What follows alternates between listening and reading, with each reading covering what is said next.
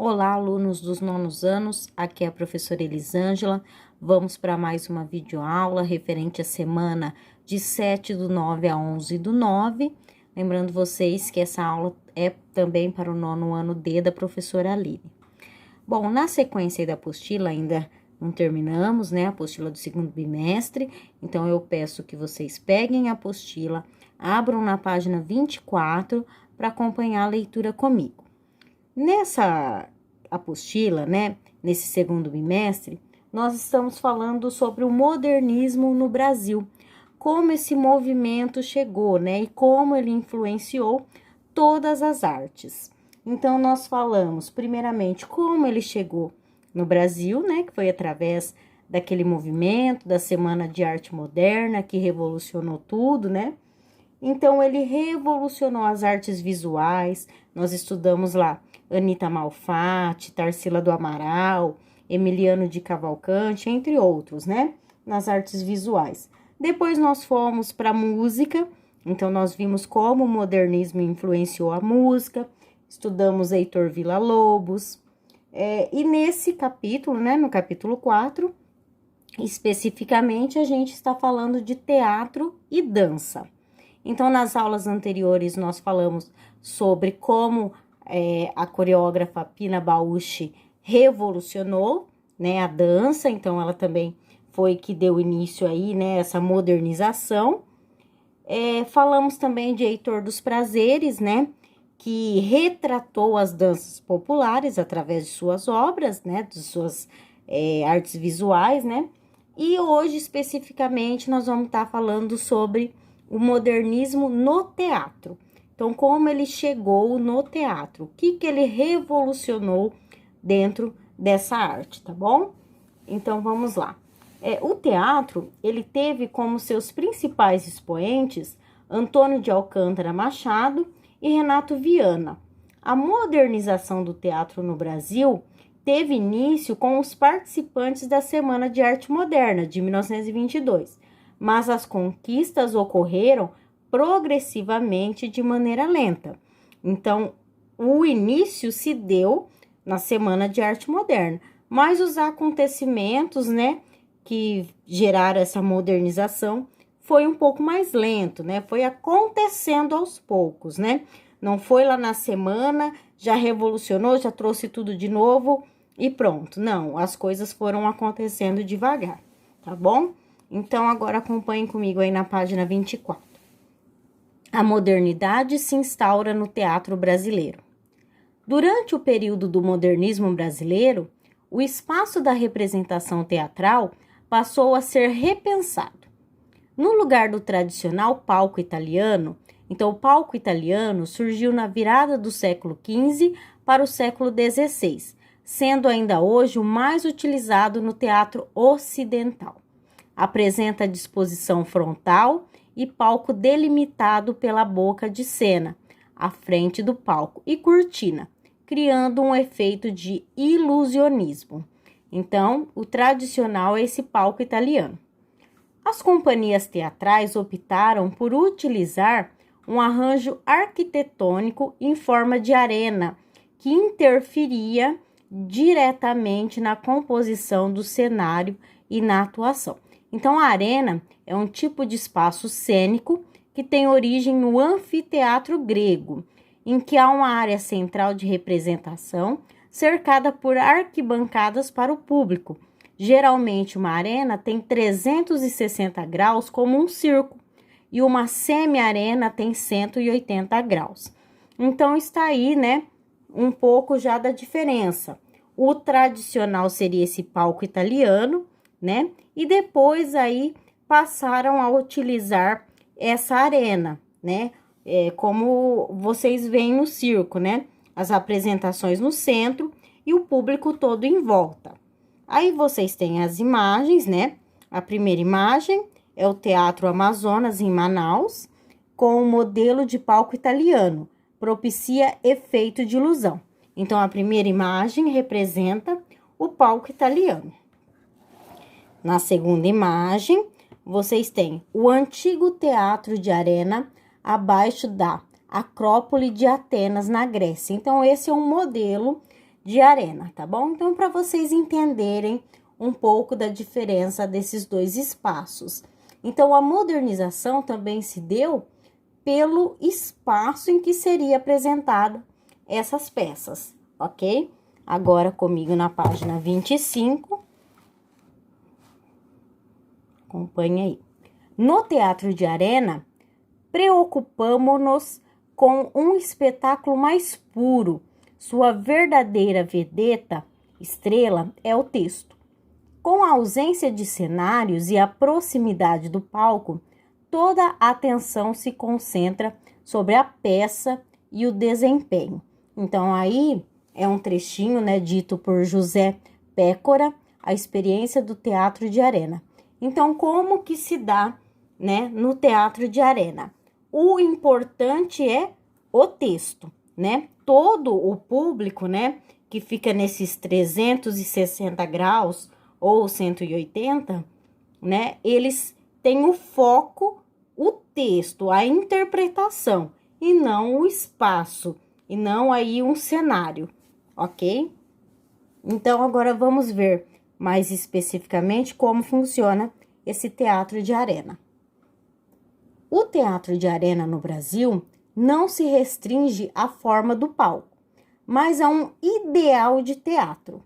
Nesse sentido, o Arena foi um movimento que contribuiu para o fortalecimento das bases nacionalistas da arte brasileira, difundindo uma dramaturgia com identidade brasileira. Organizada por artistas engajados num ideal político e social, a Companhia Teatro de Arena estreou em 1953 no Museu de Arte Moderna de São Paulo. Sob direção de Augusto Boal, a companhia apropriou-se de ideias propostas por Konstantin Stanislavski para criar as próprias encenações. Apresentava seu repertório nos mais diferentes espaços, como salões, clubes e fábricas. Então, já temos a ideia do que modernizou, né? Se no teatro de arena o foco é o texto, então aonde isso seria apresentado, né? Não tem tanta importância.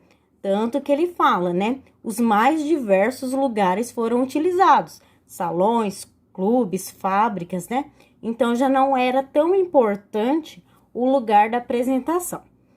Aqui do lado, vocês têm uma informação sobre Konstantin Stanislavski.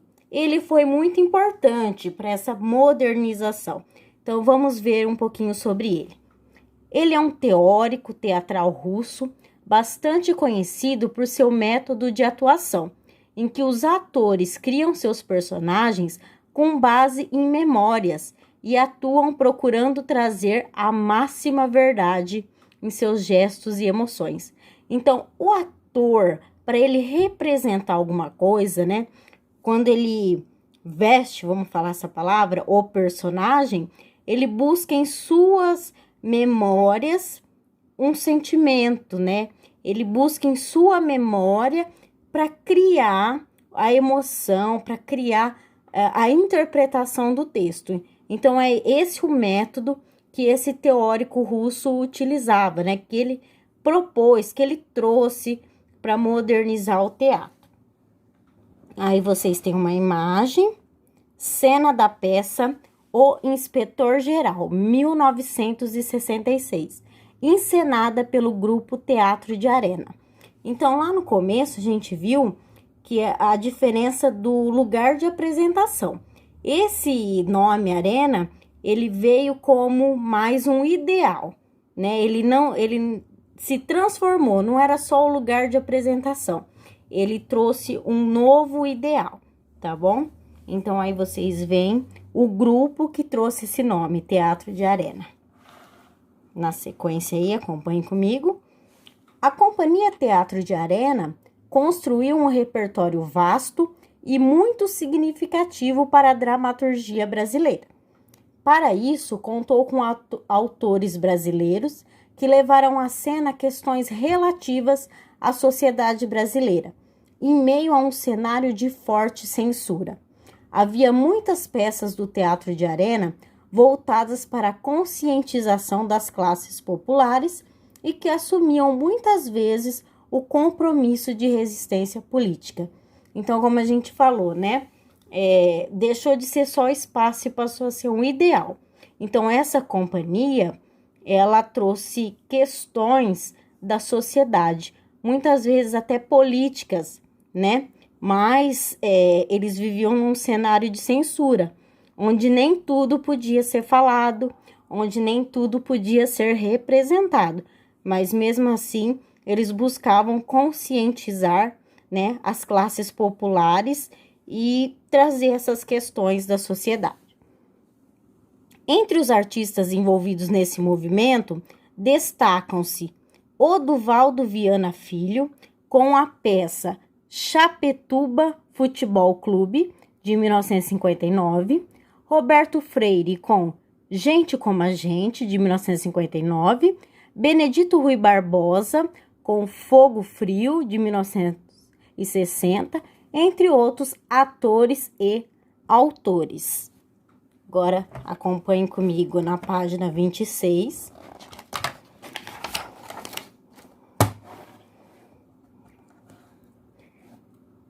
Em 1958, Gianfrancesco Guarnieri, 1934-2006, escreveu a peça Eles Não Usam Black Tie, que seria adaptada para o cinema em 1981. Nela, Guarnieri traz para a cena os conflitos vividos no país naquele período, tendo a greve como tema central. O autor ainda discute as relações humanas e suas fragilidades, apresentando uma relação entre pai e filho que tem posições ideológicas e morais opostas. Tião, o filho, está mais preocupado com o seu futuro do que com os movimentos sociais, ao contrário de seu pai Otávio. O rapaz se recusa a participar da greve dos operários e, por isso, todos os seus amigos se afastam dele, restando apenas João, um colega da fábrica. Então, só explicando ali no cantinho, né, a expressão black tie. É um traje masculino para eventos sociais noturnos. O smoking, em tradução literal do inglês, significa gravata preta. Então, né, o black tie é aquele smoking no preto, né? Então, quando é uma festa black tie, todos usam preto.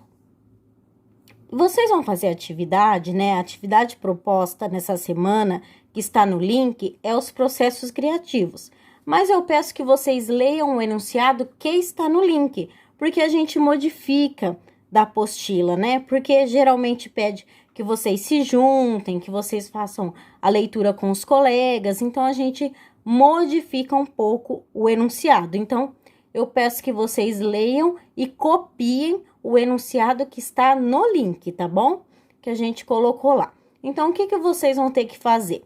O exercício 1, a questão 1, é apenas a leitura do trecho da peça Eles Não Usam Black Tie.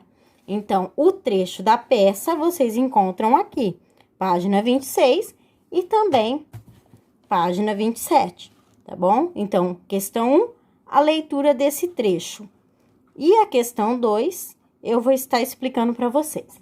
Lembrando, né, deixa eu explicar um pouco sobre a peça.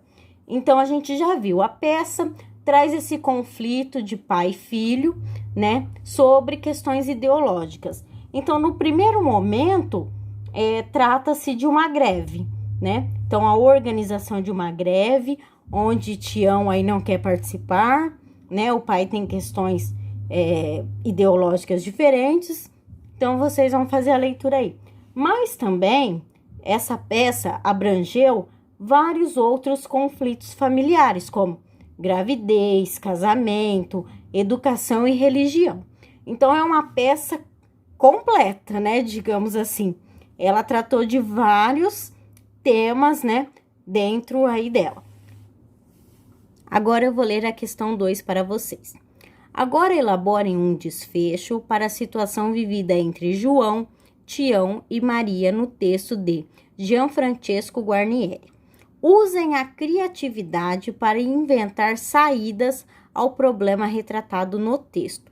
Então, após a leitura desse trecho, vocês vão criar um outro desfecho.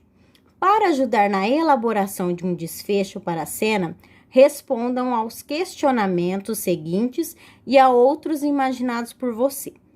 Tião se retira do morro e vai morar na cidade? Maria vai acompanhá-lo ou manter-se na greve com os demais? Caso Tião decida permanecer no morro e enfrentar seu pai, João irá acolher sua escolha?